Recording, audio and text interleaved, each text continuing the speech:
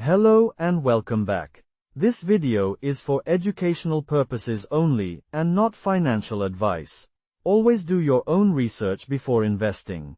Crypto markets are volatile and involve risk. Now, what is cryptocurrency?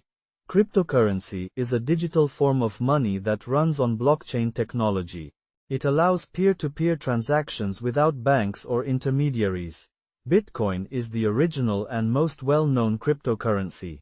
Ethereum introduced smart contracts, allowing apps to run on blockchain. Solana is known for fast transactions and low fees.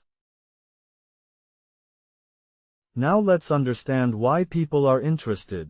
People explore crypto for various reasons: investment, decentralized apps, or faster global payments. Each coin has its own use case and community. Crypto is exciting, but it's important to stay safe. Use secure wallets, enable two-factor authentication, and never invest blindly. Always do your own research. If you're curious about how to get started or want to learn more about spot trading and crypto strategies, check the link in the comments for more educational content.